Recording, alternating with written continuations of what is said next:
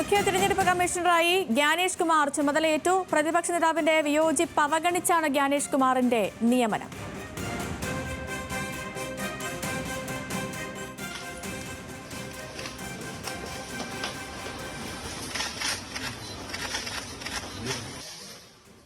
ഇതിനിടയിൽ തിരഞ്ഞെടുപ്പ് കമ്മീഷണർമാരുടെ നിയമനവുമായി ബന്ധപ്പെട്ട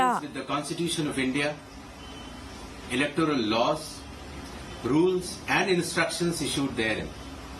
The Election Commission of India was, is and will always be with the voters. ഇതിനിടയിൽ തിരഞ്ഞെടുപ്പ് കമ്മീഷണർമാരുടെ നിയമനവുമായി ബന്ധപ്പെട്ട ഹർജികൾ സുപ്രീംകോടതി ഇന്ന് പരിഗണിക്കും. തിരഞ്ഞെടുപ്പ് പ്രക്രിയയിൽ നിന്നും സുപ്രീംകോടതി ചീഫ് ജസ്റ്റിസിനെ ഒഴിവാക്കിയതിനെതിരെയുള്ള പൊതു താൽപര്യ ഹർജികളാണ് കോടതി പരിഗണിക്കുക. ഡൽഹിയിൽ നിന്ന് ശരത് ലാൽ ഉണ്ട് വിവരങ്ങളുമായി. ശരത് ലാൽ, ഈ നിലവിലെ സുപ്രീം കോടതിയുടെ ഉത്തരവനുസരിച്ച് ഒരു തിരഞ്ഞെടുപ്പ് കമ്മീഷനെ നിയമിക്കണമെങ്കിൽ പ്രധാനമന്ത്രി, ലോക്സഭയിലെ പ്രതിപക്ഷ നേതാവ്, സുപ്രീം കോടതി ചീഫ് ജസ്റ്റിസ് ഇവർ 3 പേരും അടങ്ങിയ സമിതി വേണം നിയമിക്കേണ്ടത്. ആ സുപ്രീം കോടതിയുടെ ഉത്തരവിനെ പോലും ഭേദഗതി ചെയ്തുകൊണ്ട് ചട്ടം കൊണ്ടുവന്നാണ് ഇപ്പോൾ കേന്ദ്ര സർക്കാർ ജ്ഞാനേഷ് കുമാറിനെ നിയമിച്ചിരിക്കുന്നത്. ഈ നിയമനത്തിലെ സുതാര്യതയില്ലായ്മയാണ് പ്രതിപക്ഷമടക്കം ചോദ്യം ചെയ്തിരിക്കുന്നതും.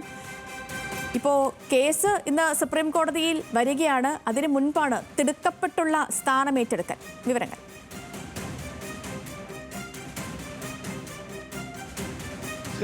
സേതുലക്ഷ്മി പറഞ്ഞ പോലെ തിടുക്കത്തിൽപ്പെട്ടുള്ള ഒരു സ്ഥാനം ഏറ്റെടുക്കൽ എന്നാണ് പ്രതിപക്ഷത്തിൻ്റെയും അതേപോലെ തന്നെ മറ്റു പ്രതിപക്ഷ പാർട്ടികളുടെയും ഒക്കെ കോൺഗ്രസ് അടക്കമുള്ള ആരോപണം.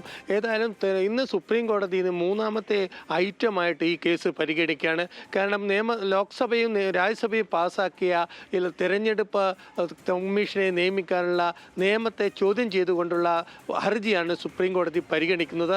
നേരത്തെ തന്നെ സുപ്രീം കോടതി ഈ വിഷയത്തിൽ ഉത്തരവ് നൽകിയിരുന്നു. അതായത് ഈ വിധിയുടെ അടിസ്ഥാനത്തിലായിരിക്കും മുഖ്യ തെരഞ്ഞെടുപ്പ് കമ്മീഷന്റെ നിയമനത്തിന്റെ സാധുത എന്ന് സുപ്രീം കോടതി വ്യക്തമാക്കിയിരുന്നു.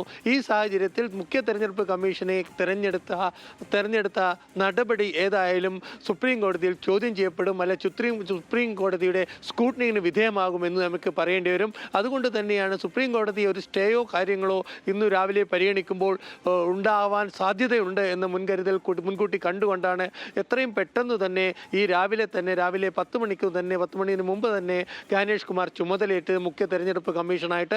സ്വാഭാവികമായിട്ടും ഇത്തരമൊരു നടപടിയെ സ്റ്റേ ചെയ്തു കഴിഞ്ഞാൽ ആ സ്റ്റേ ബാധകമാവില്ല എന്ന് മുൻകൂട്ടി കണ്ടുകൊണ്ടാണ് ജ്ഞാനേഷ് കുമാറിൻ്റെ തിടുക്കപ്പിടിച്ചുള്ള ചുമതല ഏറ്റെടുക്കൽ.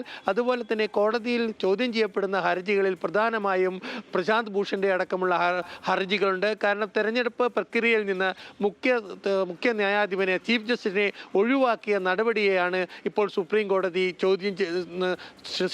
സുപ്രീം കോടതി പരിഗണിക്കുക. ഈ നിയമത്തിന്റെ സാധുതയാണ് സുപ്രീം കോടതി പരിഗണിക്കുക. നേരത്തെ ഉണ്ടായിരുന്ന തെരഞ്ഞെടുപ്പ് കമ്മീഷനെ തെരഞ്ഞെടുക്കുന്നത് സുപ്രീം കോടതി ചീഫ് ജസ്റ്റിസ്, പ്രതിപക്ഷ നേതാവ്, പ്രധാനമന്ത്രി എന്ന 3 അംഗ സമിതിയായിരുന്നു. എന്നാൽ അത് കഴിഞ്ഞ മോഡി സർക്കാർ അത് ഭേദഗതി ചെയ്ത് അതിൽ നിന്ന് സുപ്രീം കോടതി ചീഫ് ജസ്റ്റിസിനെ ഒഴിവാക്കി പ്രധാനമന്ത്രി, ആഭ്യന്തരമന്ത്രി, നിയമമന്ത്രി പ്ലസ് പ്രതിപക്ഷ നേതാവ് എന്ന രീതിയിലാക്കി. അതായത് ഭൂരിപക്ഷം ഭരിക്കുന്ന സർക്കാരിനാക്കി എന്നുള്ള ഒരു ഭരണഘടനാ വിരുദ്ധതയാണ് പ്രതിപക്ഷം ചൂണ്ടിക്കാട്ടുന്നത്.